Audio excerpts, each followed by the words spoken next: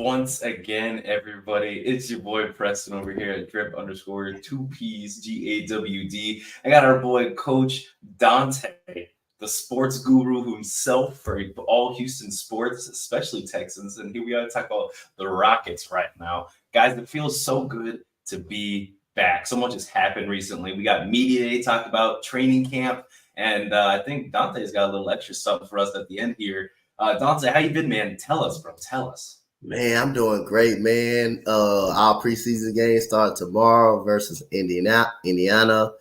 Man, very happy to go out there and see our guys play. The new regime of the coaching staff.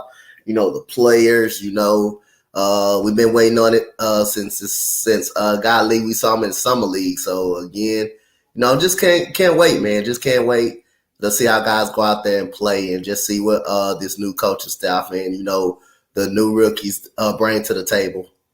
Definitely. I mean, something that's really interesting to see now that we're starting to really jump in is that Houston itself is like taking the next step, right? They're saying this is phase 2 and all that, and like it's just so exciting to really see it potentially come true. Like we saw Cam Whitmore go crazy down in summer league, and now we finally saw him in training camp, and he looks so good. Jabari was crazy in summer league, and he's looking real good. And even Amen Thompson, we'll get into. It looks like he might have fixed his jump shot potentially, fixed the hitch when he hit that shot over Freddie earlier in training camp a couple days ago. I'm just, man, I'm so excited for the season, and it's time. It's really time to move on. So let's just jump right into it, right? Media Day, man. Media Day was crazy. Lots of quotes, lots of takes. But for me, the thing that really stood out was that Jae'Sean Tate, along with a couple other people, but Jae'Sean Tate, I think, said it best, is that our team is hungry. We're hungry for wins. We're hungry to improve. We're just hungry. And that really correlated with me is because it seems like, we've got the good veteran leadership in the locker room. We got people who want to be here. We got coaches who are actually willing to coach and run plays for everybody. It's really a culmination of quite a few things. And I mean, there's even some playful banter, Jalen was asked earlier who the best dunker was on the team. And he said me without a doubt. But our boy Cam thinks he's the best dunker on the team. So we've already got some friendly competition here, some friendly banter. But there's a lot we'll talk about for Media Day. But Dante, is there anything that stuck out to you specifically? Anything that you want to hit home on for? Yeah, man. When I looked at Media Day, I look at Jalen Green and I look at his demeanor. He seemed happy. He seemed happy when he first came up on the podium. He said, "Hey, man, I'm happy to see y'all. I haven't saw y'all in a long time." But when they asked him a certain question, he was tired of losing, and we really didn't hear that for the last couple of years. Now that we got a new Ime Udoka, that's how much confidence I got in Ime Udoka. The guys, Jabari Smith, Alp. You got Jalen Green, who's been to this 3-year regime with him and Alp. They tired of losing games. They ready to take that next step up and start being competitive. And when I heard Jalen Green say that, I said, yes, Ime Udoka is going to have these guys going out there. They're going to go out there. They're going to play hard. And Jalen Green mean what he said, that he was tired of losing. So when you're tired of losing, that gets to you a lot. And we didn't have leadership in the locker room. We clearly didn't have that leadership in the locker room. Eric Gordon was a veteran, but he's no leader apart. He's no leader in the locker room. So we got that in Fred VanVleet. You saw what Fred VanVleet did with his money. He went out and paid gave the team gifts with his money. With his money, that's a good way to start some chemistry. He got him Crocs and all that, and headphones and Dylan Brooks. When he got up on the podium and stuff like people question how bad his character was and stuff. It's just a guy that want to go out there and play hard, and a guy that want to go out there and let you be known. Hey, I'm here, man. I'm here. If I got to get physical with you, I'm going to get physical with you. If I got to talk trash with you and make you better, that's when I'm going to go out there and do it. And that's what we need out there. We need dogs like that that's not going to take no crap, not going to take no games. These guys, when you get guys like that, with Grandpa Jeff Green as well, hey, you get guys like that, hey, that's going to improve the locker room. It's going to make these players better. And you got a perfect guy, the Dylan Brooks, that's going to push these players, and Fred VanVleet that's going to hold these guys accountable and push them. And Coach Ime Udoka himself is going to definitely do that. Yeah. Something that's really interesting this time around is, like you said, the veteran leadership, right? I think that was also really present in media day. Fred VanVleet, the way he spoke and carried himself is way different than even John Wall when he was on our team. Mm-hmm. And I want to call Christian Wood a vet, but Yeah, he's one of the older guys in the locker room. And then even Eric Gordon. I mean, we saw what was it like last year, that media day with Eric Gordon. He's slumping. He's not really excited. He knows it's yeah, gonna be a long, grueling year, but not Fred. Fred came in and he's excited. He's really ready yeah. to be here. And like you said, Uncle Jeff, man. I mean, gosh, he's been in the league for I don't know how many years now. I don't remember when he was drafted, but he's just such a presence to be around, and I'm very glad we got him for round two for this phase. I think he's gonna be perfect, especially coming off that championship. He just wanted to make some money, come settle down in Houston, which makes perfect sense. Yep. Along with Dylan Brooks, what I thought was really interesting during his media day or the media day questions he was getting in his presentation is his demeanor. He looked like scary almost. He was up there, he just looked mean, bro was looking real mean, real tough. And he was real professional too, which is really nice to see from Dylan Brooks because people have got that, that still that mindset about Dylan Brooks. And we saw them dancing yesterday. Yeah. I was, but yeah, Dylan Brooks really getting up in here, it's really nice. And yeah, I mean, their demeanor, the hunger, and then Jay Sean Tate's quote, just want to improve, want to be better, and again, winning. It seems like our culture is starting to shift, which is really nice. Hopefully, it shifts for the better. But yeah, Jalen Green hopping out on here talking about winning, only wanting to win, and then ready to learn and take that third-year leap, which is I'm really excited to see what he ends up wanting to do. Jalen, as we know, in my opinion, he is going to be our best player. But it's between him and LP right now, of course, eventually.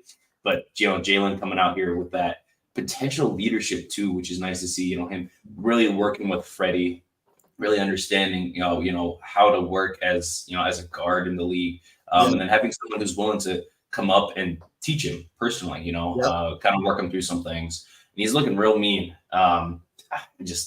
Media day was just beautiful. So many laughs, so many smiles. And I haven't even gotten to Udoka yet, him talking. He said some things in there that really, really impressed me. He's saying all the right things, I think. He's really talking, about, the winning culture, about wanting to make sure guys are actually coming in and having plays ran for them. Everyone's getting the ball. It's just a lot of teamwork that we haven't seen for 3 years. And it's really refreshing to see, especially for the beginning of phase 2. And one thing I kind of want to point out, Chris, that when is the last time the Rockets had referees in practice?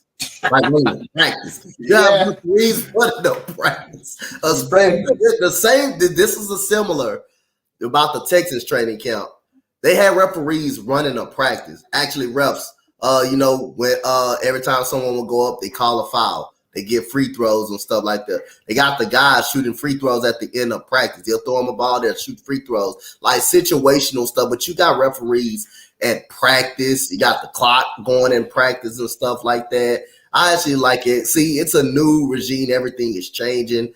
And like I say, for as what I want to say, similar as well, when I'm going to assume, just like when we brought up CJ Stroud in Houston, it's not that the players aren't good. The coaching just ain't good.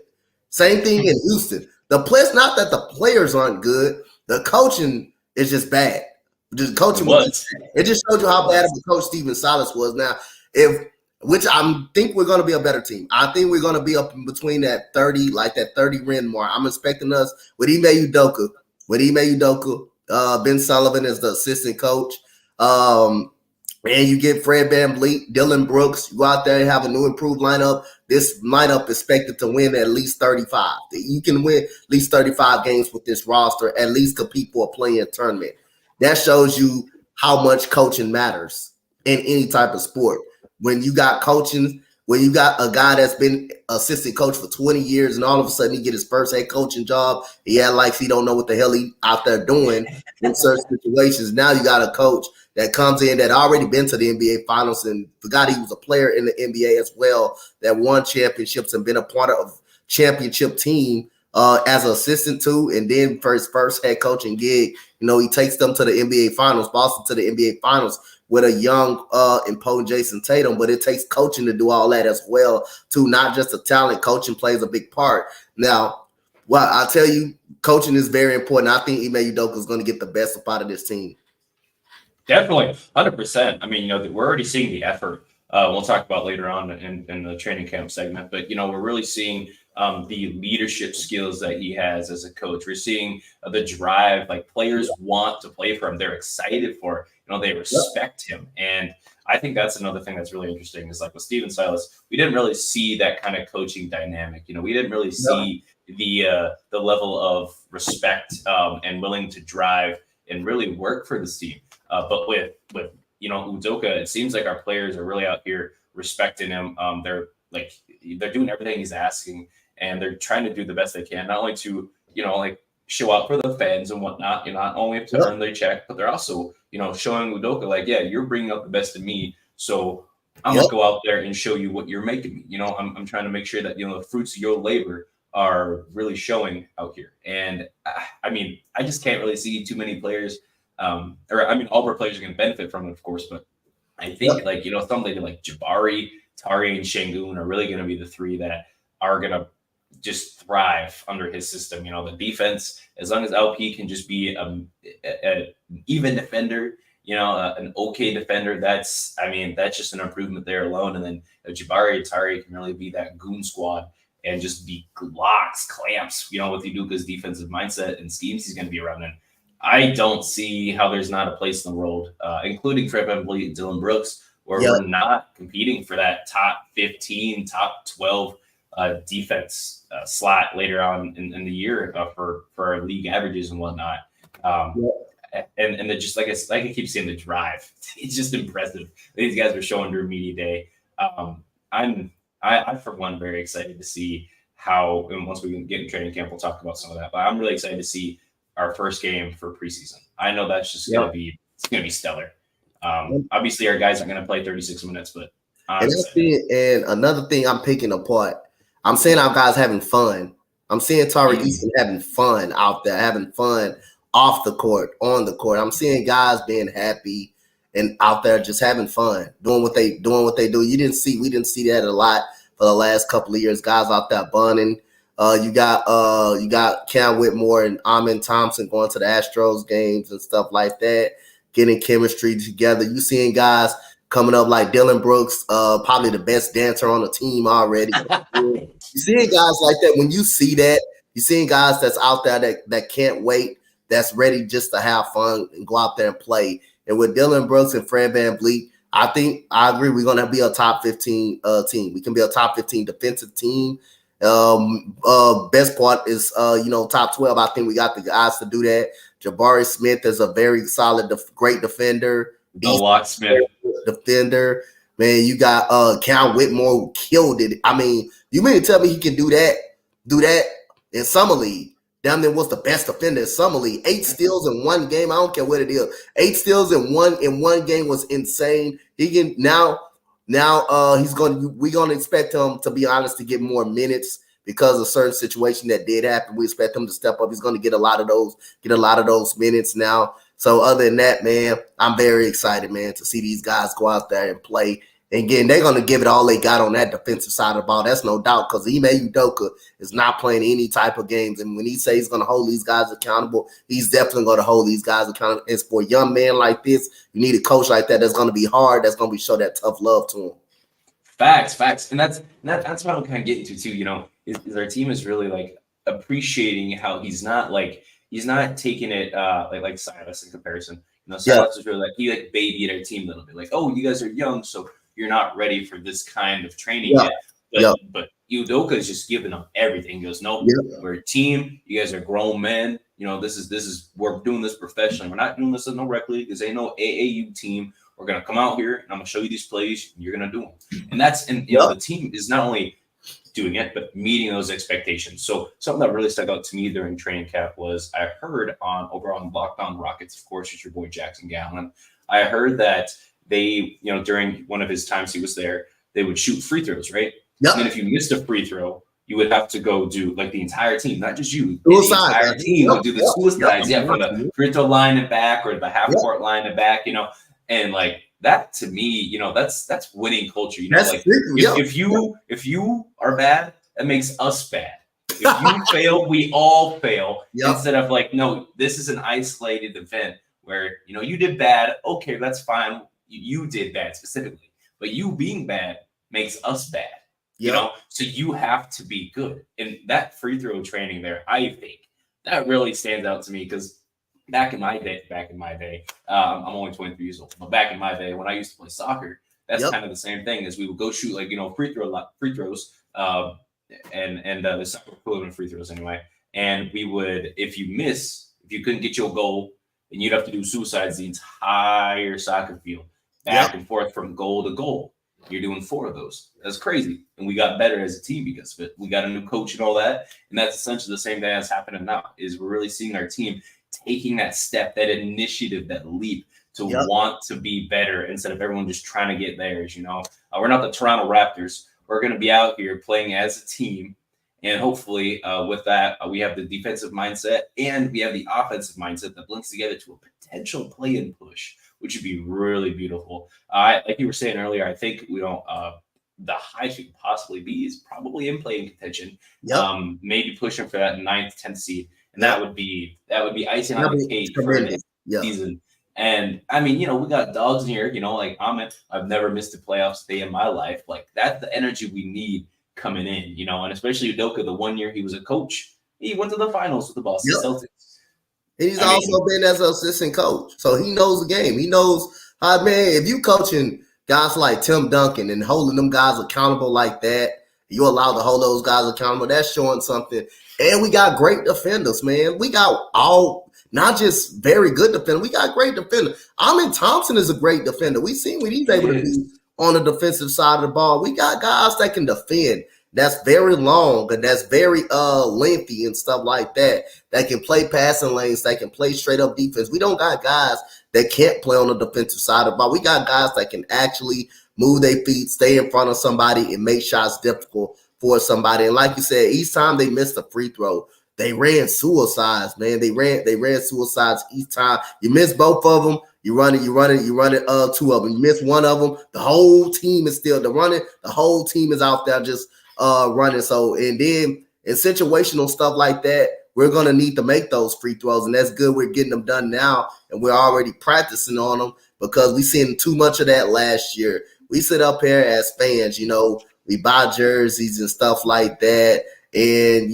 we happy to see our team play every single day. But that's the things we got every single day. We watched them last year. The team out there and give no effort and see a coach on the sideline that has no idea what he's doing on the sideline. And we got all of the non-effort games. Now, we got a coach that's going to put a great core around us, going to put a great structure. Now we can start finally enjoying something in Houston and bringing back that winning mentality like we had with James Harden and them, and Ime Udoka is going to bring that for us. But all the non-effort games that we got last year, and most of those games were like close games. We played in a lot of close games that we lost down the stretch. Now this year, we're going to start winning some of those close games that we lost down the stretch. Oh, we better start winning some of those down the stretch because, with the way that our coaching is sounding, I'm very excited to really see how it pays off in the future. But I mean, the drive that our guys are going to have to want to play better, be better, and understand that we play as a team and not for one-on-one get in the bag. We got players out here making $100+ million on our team, $80 million on the team. Like we got some big hitters now, and we're paying guys big money, and they're going to come in and really do their role. And something like that, what's interesting is like people kind of think like Dylan Brooks has got this big head and whatnot, but as we saw during the World Cup run, Dylan Brooks took us out and won Canada 3rd place. Went off, had a bunch of threes. It was 8 threes or something like that. 8 threes, yep. Yeah, he's just going crazy. Almost had a 40-piece in the the World Cup. Crazy, for FIBA. And we got that guy on our team that took Team USA out. And Udoka is as you see in the photo here, a previous Team USA coach. For the Olympic run. And it's really good to kind of see, that kind of dynamic coming out here with really people who have been out in the world to play other basketball for other teams, not just ourselves, you know. Yeah. And Dylan Brooks, I really think is going to be an integral part. I mean, we saw in training camp, so for some of the released footage that came out, I mean, clamping Fred VanVleet, clamping Amin Thompson, clamping Jabari Smith, you know. And of course, it's, you know, he's going to be a good defender and clamp our guys. But I mean, it's really going to show a testament to our defense. And then if we have a defensive monster that's going to be clamping our guys up in practice, they're going to get better and learn how to play against people like that around the league. You know, I mean, before we had like what KPJ guarding Jalen Green in trading practice, like they're just gonna get 30. Yes. You know what I mean? Like, like no defense. You know, ain't got no defensive skill in terms of like facing one another because they just want to give each other buckets. But Dylan Brooks is coming out there. You know, Jabari Smith's coming out there. Tara Eason's coming out there. Cam Whitmore, Amin Thompson, Fred, and all these other guys are coming out there excited to play defense. You know, excited to clamp you up, get that block, get that steal, and go jam it on the other side of the court. Now, another thing that was really interesting that happened, unfortunately, to our boy Tari Eason. I saw him help side on a Jabari dunk. Don't do that to him. It ended up in him being a poster. but I am going to credit Tari for the simple fact that he helped and he committed, right? I mean, we saw last year with a lot of like the half butt offense, you know, the half butt defense, you know, where we're not really going in to even play full steam defense. It's like, I'll take a swipe at you for the steal. If I get it, cool. If I don't, tough luck. But not Tari committed. He did get poster, but Tari's a big man. You know, I think that says more to Jabari than it does Tari because, you know, I mean, Jabari's big, but, you know, Tari's a big man, and for him to be yamming at home, not just like a little baby dunk, you know, but like that was like, you know, I might have to get a picture of that, you know. He slammed the home pretty hard on him. And then, you know, like we were talking about later on or earlier in the pod is Fred trying to clamp up Amin Thompson, and bro did a dribble move like he Curry and did a step back on him like he Harden, and that really impressed me because he's making those kinds of shots against Fred VanVleet. Now Fred is shorter, but he's made an all-defensive team in the past. He's made an all-star. He is 6'1", but he's still an elite defender on both sides of the ball. You're making those kinds of shots in practice. I better be seeing you making those kinds of shots in game.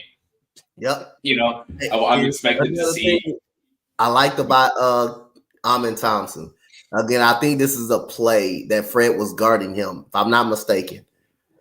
Did you see that pass to Cam Whitmore? It even got the camera dude, man. That pass was so good.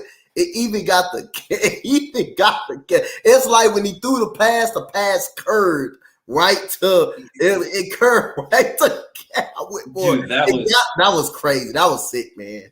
Honestly, the fact that we have a rookie guard that's able to pass like that is phenomenal. I mean, that just attributes to his passing ability, his basketball IQ right there. But his pass accuracy as well. And then to see him grow, I mean, if this is his floor, if this is the worst he'll ever be, and he's passing like that, that's a guy that could potentially lead the league in assists one day. You know, at least 8, 9, 10, you know, maybe 11 assists, you know. That's a guy that's a starting caliber point guard right there. And that's going to be perfect for our team, especially because he's got another high basketball passer, high basketball IQ guy in Alfred Şengün, who is, again, a guy who didn't really get plays ran for him alongside Jabari Smith. Wasn't really a primary ball handler, but a guy that can do those things. And hopefully for Udoka will do those things. So having two elite playmakers on the court almost at all times, one in Fred, Amin, and Şengün, I'd say that's well enough on its own, you know, a pretty nasty lineup. I mean, who are you going to guard? You know, like especially we got people sitting in the corner waiting, you know, getting ready to hit that three, which we know Dylan Brooks is a pretty good corner shooter. I'm into that. I think he shoots about 40% from the corner. You know, it's very good, very good. But what we need to do is really bump those numbers up in terms of our own team. I mean, last year we were bottom of the barrel for offense, bottom of the barrel for defensive rating, bottom of the barrel for three-point shooting, free throw percentage, field goal percentage. But we could rebound that ball. we could get every ball. It should be no different from last year. We should be one of the best in rebounding the basketball this year. again, Jabari Smith Jr., man, I'm telling you, this dude for to have a breakout season. Press, I really feel it. I really feel it. I know he showed a lot in summer league, but I just feel a different Jabari Smith coming up this year. And I just feel like, even like you said, Ime Udoka is going to be running some plays for everybody. And Jabari Smith definitely is going to be put in some situations where he's going to make a play. And down there last year, he was our best clutch player when we need a basket. He was our best clutch player when we need a basket. So he's shown you already that he's not afraid of that moment. And when you want him you can use him with the ball in his hand. You can trust him to knock down, go get me a shot, knock me down a shot when I need it. So again, I think this man is going to have a big year this year. I think his numbers is going to jump up. I think his shooting is going to be better. I'm going to say, go out on a limb. I'm going to say Jalen Green is going to be the leading scorer. He's going to be the leading scorer. I think he's going to be the leading scorer. But I think Jabari Smith has a chance to average 17 points per game and 8 rebounds per games this year. I think he averaged 13 last year. He averaged 13. He averaged 12, about 12 last year. He was up there. And most of that, when he averaged 12, he didn't have a great shooting. He didn't have a great shooting year last year. It started to come up, though. In the second half, he started to come up. He started getting a little bit more confident last year. I think last year, I believe at the second half of the season, he shot more than about 36% from downtown pretty much last year. So he was one of the top shooters at the second half last year. So if he can do that, shoots 30, say if he shoots 36 again or 37, man can average 17 points per game easily, and be a 3-and-D guy, 3-and-D power forward, man. That would be scary for a lot of teams to even have to go up against. And when you got Fred VanVleet, who can drop a 20 any given night, who can go out for 20 any given night. Dylan Brooks, he's capable. Remember, he averaged 18 points per game with the Grizzlies, and he's also shown signs he can be a good shooter as well as some degree, especially on catch and shoot shots. And you got an all-defensive player. People may not like him, but he is an all-defensive player that we got. That's something that we need on the defensive side of the ball. So Jabari Smith is capable of doing what he does. I agree. I'm actually going to agree with you on all those points. But going back to when you said Jalen Green's going to be a team leading scorer, I think his points per game won't increase that much. I'm expecting him to stay around that 22, if anything, go down to 21 points per game. But not because he's taking less shots. Because everybody else everyone's going to be getting more shots. Yeah. But also, he's going to be more efficient. He's going to be more efficient this year. His true shooting last year, I think, was like doo-doo, like what, 51, 52%, if he can get that up to 56, 57, 58%, I'm okay with him doing 21, 22 points per game on that close to 58% true shooting percentage. Yeah, that would be going down as long as everybody else getting involved. So because his average going down, he's shooting efficiently. That means everybody else doing what they're supposed to do. Yes. That means we're going to have all 5 starters scoring in double figures every single night, basically, almost, which is we expect, and that's capable of all 5 starters can get 20, can get average at least double digits. Then you got Fred VanVleet, who's a very good decision maker, and that can drop that if he's not doing well. Jalen Green is not doing well. He's also capable. LP is also capable. So I like that assessment. I agree with that assessment. I'm hoping I can see LP going about 17-10 is what I'm expecting from him. 17-10 with about 5 assists. That kind of like that at the Domantas Sabonis level of assists. That's kind of what I'm feeling for Şengün this year. And then like you said, like we were talking about Jalen, around the same points per game. The thing that it comes down to is who's going to be like our third and fourth scorer. I want to say Fred, immediately without a doubt, right? Because he's making $40 million a year. If he's not scoring at least 15 points a game on $40 million a year, I'm gonna be upset. I'm real upset. If I look down, I see Fred VanVleet 11 points per game on 41% shooting and $44 million. No. So I expect him to probably do somewhere around 20. That 17 to 20 points per game yet again. Kind of even with Şengün is what I'll feel is he'll probably end up being 18 points per game is what I feel with Fred. I think Fred is going to average about 16. I got confidence in he would do that. I think it's better shooting on this team than it was in Toronto. I think His shooting efficiency was down last year because outside of OG Anunoby, you don't have too many great shooters on that roster. Pretty much, Scotty Barnes couldn't really shoot it that well. He couldn't shoot it at that well at all. Siakam, he's okay, but he's not really a good 3-point shooter. He's more of a mid-range inside player.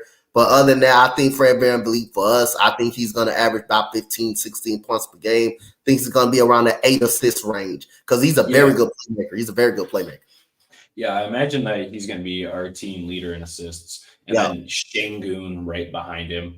But not from the lack of I feel like Amin Thompson's going to be really involved too. And I think he'll average probably about 4 or 5 assists off the bench, which I don't feel is terrible for a rookie off the bench. I just don't think he's going to be as primary as a ball handler because we have Fred, right? Yeah. Like Fred, I think if we keep him on that third year, that's a player option. Say he opts in or a team option, he opts in and we have him.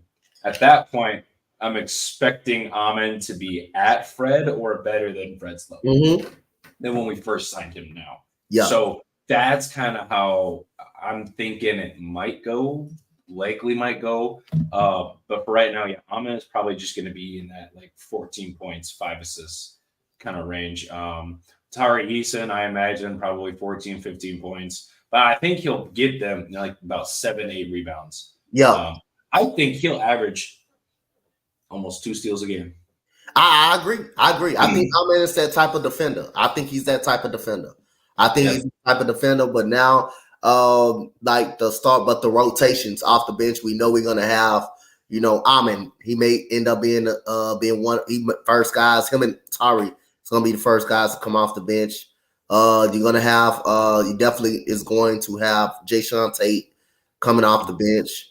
We got actually a pretty solid, okay bench. Jock Landale. You Jeff Green. Jeff Green. You're gonna have Cam Whitmore. I think Cam Whitmore can find his way to sneak him some minutes on this team. Because I think when I was listening to Ime Udoka at training camp, or like I say, I heard him say it in the media day for sure, like that he think he can play 12 guys in the rotation. He think he can have a 12-man rotation, and that can do good enough to get a lot of guys some rest as well. I don't think Aaron Holiday will see a lot of minutes in this roster. I don't think he would, but I think if someone goes down, I think that's when you give a chance for him to come in and help us out a little bit. But I don't think he will see a lot of minutes. I think he will just be a guy that's gonna help out the young guys as well. But I really think Cam Whitmore is going to get he's going to get more rotational minutes. He's going to get rotational minutes. See, that's why I want to see if we're going to stay committed to Jayshawn Tate. Is we're going to stay committed to him, or if we're going to move on from him, if everything don't work out in his favor this past season. But it seems like we committed to him. Ime Udoka likes him just well, and I don't mind it. I don't mind him if he got to come off the bench. I really don't mind it because he can play make. He can play make as well. He can damn show handle the ball. Cause we definitely seen it. And I think coming off the bench is just as best for him. They sound committed to him, and he sound committed to this team, man. It's going to be fun to see what the rotation is going to be coming off the bench because we got a pretty okay bench, solid bench, man. It's not that bad. Yeah, I mean, honestly, the fact that we have a deeper bench, I think also speaks volumes to the culture that we're trying to set here in terms of like winning, but also on top of that, the way that we're building a roster for the future. Like we're building it for now, of course. Like we've got all these pieces that if we just get 2 of them that really hit, if we can get Şengün and Jalen or Jabari and Amin, combination of 2 of like the 5 or 6 guys that we've got that are young, we're playoff bound for the next 15, 17 years, between, something along those guys, and I'm so excited. I'm so giddy, even though we don't got Josh Giddey. I'm so excited. I'm so giddy about, what our team could be. And of course, it's how it is for every season. We're always like, oh boy, next season, I'm excited. I'm ecstatic. I'm so ready for our team to achieve a blankety blank. But this year, the Rockets, 32 wins. I feel like that's the average that I'm seeing everywhere. On FanDuelSports.com sportsbook, they've got us at 35 wins plus 180 right now. That's not a great bet, but 35 wins, I would Yep. We might want to book that, you know. So how many wins did OKC make the playing tournament in? About 38, about 38 wins. Yeah, something like that. So they make it with 38 wins. I'm expecting us to be at that mark right there. By probably 35, I will lower my expectation to 36 because I think we got a very solid enough team to win 36 games. We can win 36 games. We can. We can easily win 36 games. I mean, the schedule at the first beginning is not all that hard. I mean, you have Orlando. We have Orlando opening night. We do have Orlando. I believe that's opening night, right? We have Orlando.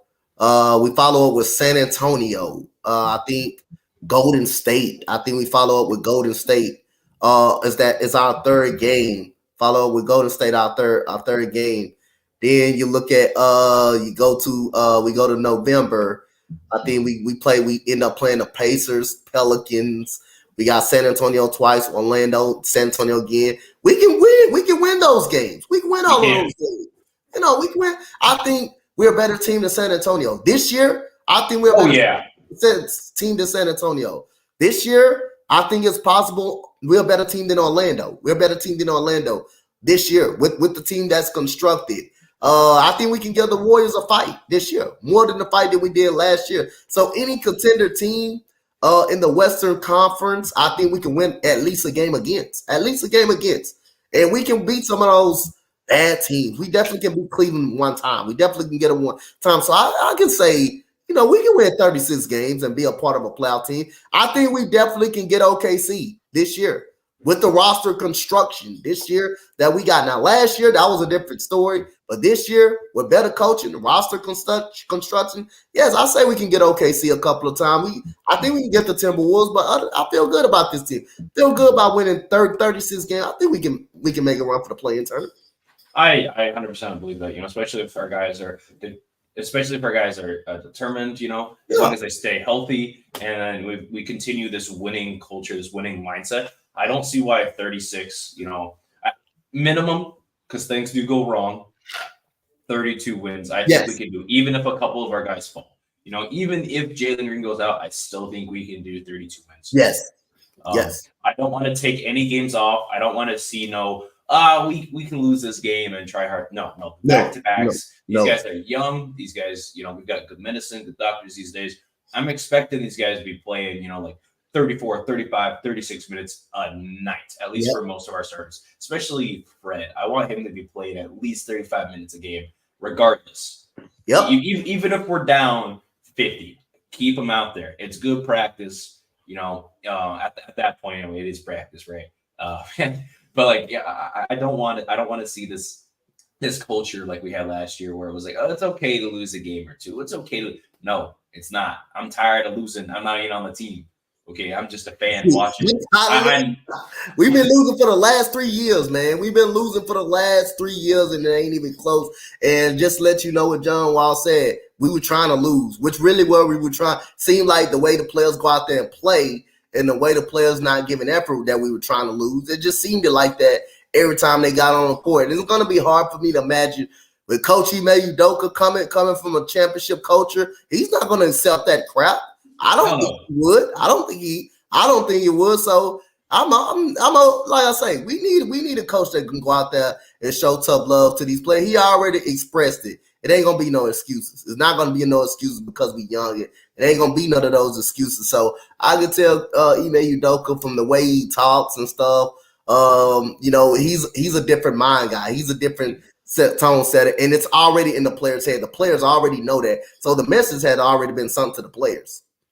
Facts. Now, before we get on to this preseason preview for the Indianapolis Pacers versus us tomorrow, I do have a question for you regarding Dillon Brooks. Yes, sir.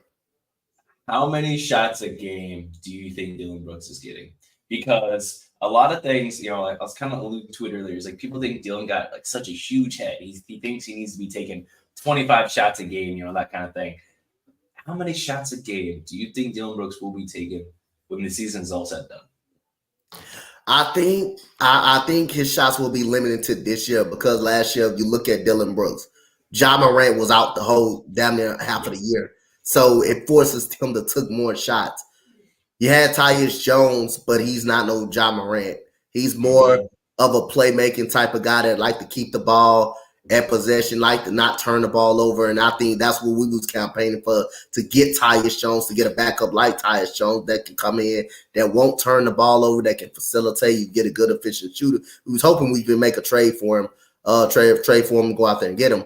But I think his shot would not. I think his shots will decrease this year, because I think he's going to get a lot more open shots. There's going to be some times that he's going to try to create his own plays and make his own. He can. He can create his own shot. He can do that. Like I say, that's what that takes me back to Memphis when he averaged 18 points per game. He can score. He can actually do it. But I think his shots are going to be limited. So I'm going to keep it in between at least 10 shots a game, at least about 10. I don't think it's too much. It's not 20 shots. I think Jalen Green is going to probably take the most shots on the squad. If I have to predict, I think Jalen Green will have the most shots, but I would say about 10 to 9 shots per game. It depends on how hot he is too, but I think most of Dylan Brooks' shots is going to be catch and shoot shots as well, because we actually got a point guard. We actually got a point guard. Point guards, that can actually contribute the ball. Definitely. Yeah. I agree with you on that. I will say I had Dylan Brooks at 12 shots a game. Okay. I feel like he's going to take more than 10. Like, again, averaged out, of course, throughout the rest of the season. He's going to take more than 10, because sometimes there'll be times where he's like, man, I need to get two King shots. Yeah. We actually had 2 point guards. We actually got 2 point guards now. Or if we get times where we got. Because I imagine Dylan Brooks is going to play the power forward. I imagine we're probably going to play small ball. That's just kind of the Houston, play style. I imagine we'll have a starting lineup of something like Fred and Jalen and Amin Thompson, Dylan Brooks at the 4, and then like a Jock Landale or Alfred Şengün at the 5. So then that will give the opportunity, because we've got, at least including him, we've got 3 shooters on the team that are out at that point. 4 shooters, if you're including him. And then Şengün, if he can be a pick and pop 5, I mean, I don't know. Anything's possible. But yeah, I'm feeling 12 shots a game for our boy DB. You think Jock Landale is going to make the starting lineup, like the actual lineup? Not the starting lineup. No, I think. Are you talking about the rotation? Or are you talking about the rotation? Yeah. He'll play. He'll definitely play backup center minutes. Yeah. I forgot about the Jock Landale too, off the bench too. I forgot. Yep. Yeah. I can't see him starting next to LP, because our motto, or like as Houston, we just think like shooting and all that. And we want to go like kind of smaller, because we already got Dylan Brooks, who's 6'6" at the 3, which to me that's kind of small. Like I'm not an expert, so everyone watching, remember that. If I'm running someone at the 3, I want them to be 6'7", 6'8", 6'9". Usually, I like the bigger lineups. 6'10", 6'11" field power forward, and like that 7-footer at center. But just me personally. However, Jock is not going to be like in the starting lineup. He'll definitely play. The brother is not. I see King Folka, man. Thank you for the comment earlier. Ime's a big factor, and we have 2 actual point guards. Facts, brother. Yeah, we actually have somebody who knows how to run an offense, and people like Alfred Şengün or Jabari Smith Jr. will actually have plays Ranford. It'll be crazy. I'm very excited for that. But yeah, man, we'll see what happens. But so let's jump right into this breakdown. Okay. The Pacers. We got Tyrese Halliburton, who somehow made the All-Star game over James Harden. We got Buddy Hield still, when they haven't gotten a deal done. I don't know if he'll be playing. They still got Miles Turner out there. Can't even name off the top of my head who the rest they got out there. Jarris Walker, the new rookie they just picked up. Yeah, he looked nice in Summer League. He looked nice last night. They played last night. He looked great last night. Yep. And then they got another guy. They traded Chris Duarte, I believe, correct? They got Bruce Brown. Yeah, they got Bruce Brown now from the Nuggets. Yep. That's going to be big. So I'm biased. We still finna win this game. However, I think it will be close, especially if players are. It really just depends on, I think, which starters play more minutes is how it'll determine this game. But yeah, I mean, Hallie, he's a great guy. from Iowa State and rep Iowa. But Yep. it's Houston, baby. We run them red. We bleed red over here, and I know Jalen Green finna go off. We're gonna show off Amin Thompson, who I know he's finna go off against their bench because I can't name a single player on their bench, to be honest with you. I just I'm fine with how we're gonna play it. Yep. Score will probably be something like 116 to 121. We just a high scoring team. We just got to play that defense. Have Jabari clamp the hell out of Miles Turner. If he can clamp Giannis, Jabari can clamp anybody. So I'm not worried. I'm not worried. That's my takeaway though. Is we'll definitely win. It'll probably be like a 160, 121, and Jalen Green will be our leading scorer at like 18 points. Yeah, I think it's gonna be interesting. I think the starters will probably play into the third quarter. I think it's what you're gonna see a lot. Depends on how the game is flowing. Who's gonna make these other roster spots? Because we already know we got a good 12 for sure. I think we're carrying about 15, right? I think good 15. So you got Matthew Mayer, yeah. Mayer, who shot the ball really good in summer league. You have also Samuel. You have Samuel, who's really good in the summer league as well, who played a big part. You have also, I keep forgetting that other dude name that was playing, that played pretty good. We got Trevor Hudgens around. We kept him around, but he's a smaller guard. So, but I think what's going to be interesting, how it depends on how the game going. I'm going to be more looking at those guys because I know what our real guys are going to do. But I just want to see, guys out there, the ball movement, not sticking in one hand. I want to see other guys out there touching the ball. I want to see aggressiveness going to the basket. I just want to see good defense. I'm going to be looking very good, looking very hard tomorrow at the defensive side of the ball. That's what I'm going to be looking at. I know we're going to be able to score the ball, but the defensive side of the ball, the intensity side of the ball, I'm going to be looking at that. I know I can expect us to be better on that side. So going against the Pacers tomorrow, I'm going to be looking more at the defensive side of the ball. I know we're going to be scoring very good. I know we're going to score, but I'm going to be looking more at the defensive side of the ball, see what more of Ime Udoka was going to be running on the defensive side of the ball. Definitely. Yeah, I agree with you on that. Definitely keeping an eye on the defensive end. And it's something I'm going to be watching for as our demeanor while we're on the court, how quickly we're getting up and down the court, how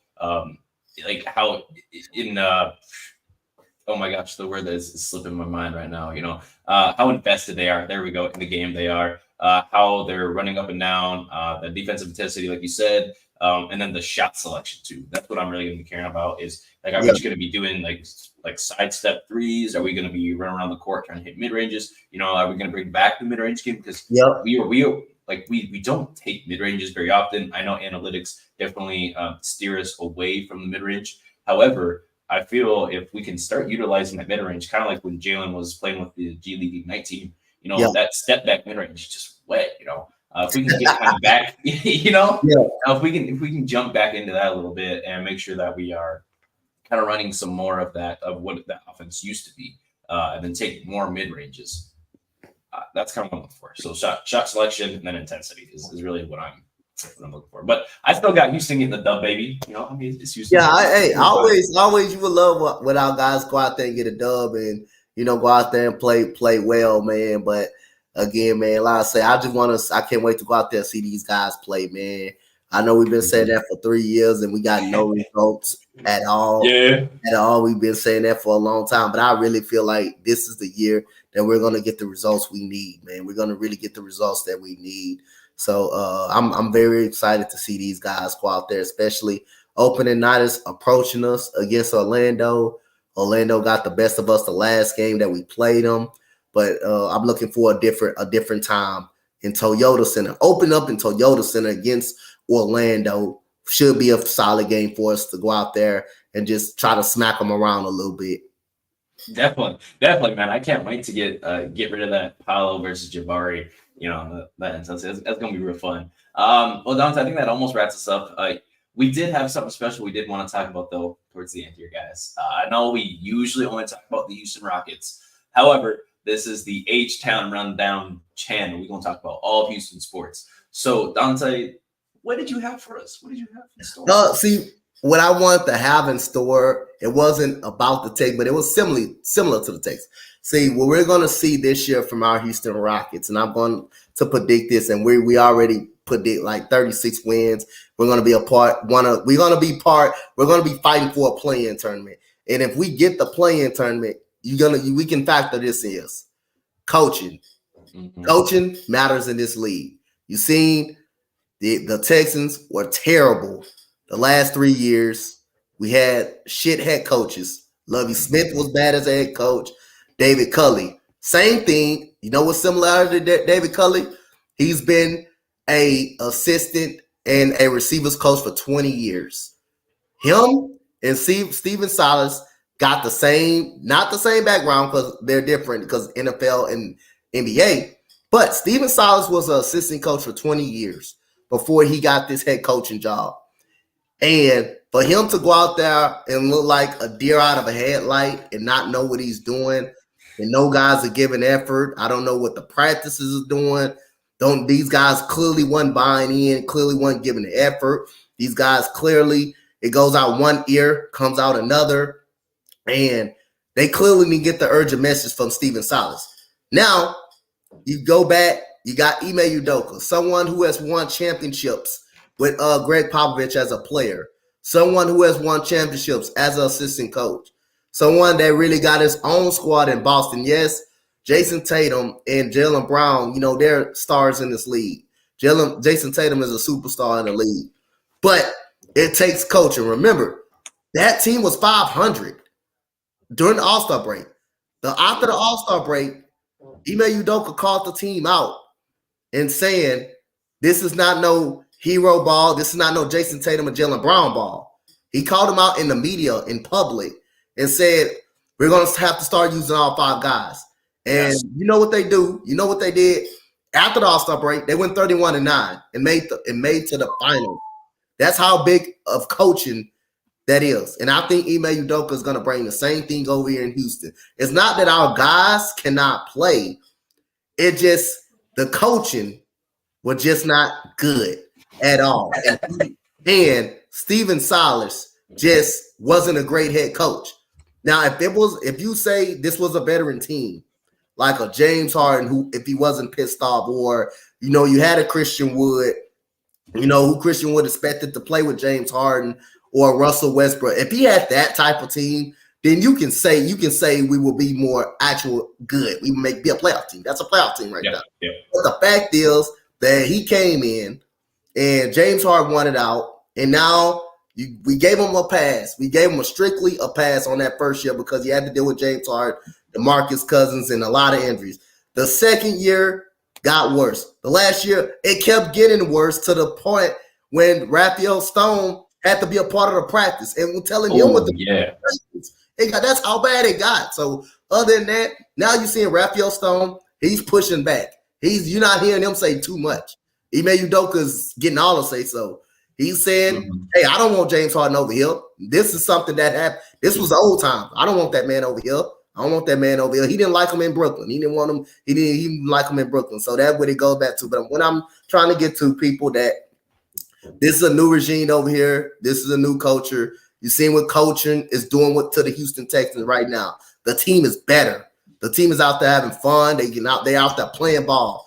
You seen what happens when we got a goddamn quarterback now that we can trust now that's killing the league. Now you seeing what happened with the coaching that knows how to coach, that knows what he's doing, that's going to hold players accountable. Same thing goes with Ime Udoka. We finally got a damn head coach over here that's going to hold these players accountable, that knows what he's doing, that's working these players hard, and these players want it. And these players coming out and saying they're tired of losing. They're tired of losing games, and I believe they're tired of losing. And we finally got 2 goddamn point guards that's going to orchestrate the offense, and guys that's going to be running plays, and guys that's not going to do what they want to do. So that's what we got over here, and that's the difference that I want to bring out, those 2. Definitely. Yeah. I mean, CJ Stroud out here, what's really great about it is not only is it the dynamic of having a good player and a good coach separately, it's having a good coach and a good player together, and how cohesive they are. I mean, CJ now has the most passes thrown, I think, passing yards thrown ever in NFL history without an interception. I mean, that's a fantastic way to start your career. Yeah. That is a fantastic way to start your career by breaking records. Bro's putting out, like I was posting on X out there on Twitter, whatever you guys are calling it these days. I posted out on there, CJ Stroud putting up Wilt numbers. Yep. You know, I mean, he's just out here breaking records, making records, and it's a beautiful thing, you know. I do hope that the Houston Rockets follow kind of in that same mindset, because even though the Texans lost to the Falcons, it was a close game. It was by 2, and they're able to play well enough the entire game. They didn't falter. They didn't get 40-0'd or let 70 points be dropped on them. They kept it together. They kept the composure and fought hard, fought well. And yeah, they lost, but you learned. That was a valuable lesson.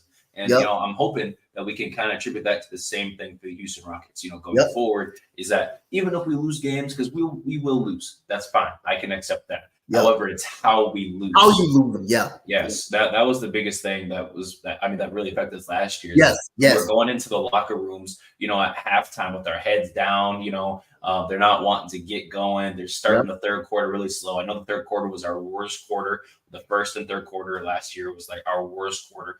Every game, we couldn't come out hot, and we couldn't enter the second half hot either. We'd always be too cold. We'd either be too cocky, or we'd be too upset in our own head that, I'm going 4-21 in the first half. I'm just not going to shoot the ball anymore. That's not the mentality. Like, I understand the numbers look bad, but you got to keep trying, because if you're not putting that effort, then you're not a winner. And our team wants to be winners. So I expect that. Even if the numbers look bad, it's about the eye test, I think, this year. Is the numbers might not look too pretty sometimes. I expect the overall season numbers to look pretty decent. But, going into each game, they might not look pretty. But if we lose because we tried our absolute best, we tried our hardest every single game, we played our heart out, and the team was just better, or the ball just didn't roll our way, or the whistle just couldn't go our way, I can accept that. I can accept that loss. But not this, we're down 40 at the half and Dame's got 62. All right, Şengün, keep playing drop. No. I'm expecting changes. I'm expecting players to come in and be ready to, be malleable and be ready to change how they're playing on a play-by-play basis. And one thing that frustrated me last year, we brought it up on several pods that we had. John Lucas was undefeated as a damn coach when he actually coached us. He was undefeated as a coach. That's one thing that kind of upsetted me, but I was happy about that because we got the wins versus, I think one came against Detroit for sure. I forgot. And against Milwaukee. The Bucks, yeah. With John. That was that game where Jabari went crazy and the players actually loved it, John Lucas, and they respected that damn dude. But Steven Silas, for him to be that bad of a head coach, and John Lucas to be undefeated with this team, even though 2-0, that says something about, again, how bad Steven Silas is as a damn head coach. Yeah, I mean, I wish him best wherever he goes for the Pistons. I think he went to Pistons. He of course he went to a rival. He's like KD. I hope that he does well there. I wish him the best, but he just wasn't the coach for us. Just much like Daishen Nix wasn't the player for us. And even though he keeps making tweets and Instagram posts about the Houston Rockets, I mean, it is what it is. I wish the best for players and coaches like that in their career, as long as it ain't here. But we had to drop a Daishen Nix comment in here. Oh my gosh, so glad he's off the team. But guys, I think that's gonna be just about wraps here. You're gonna follow this podcast at the H-Town Rundown on X, on Instagram, and of course, I know y'all watching us on Twitter as it is. We also got YouTube and we got Spotify for the same thing. You're gonna follow me at Drip. That's 2Ps_GAWD on X and Instagram as well. Dante, let them know where they can find you. Let's get out of here.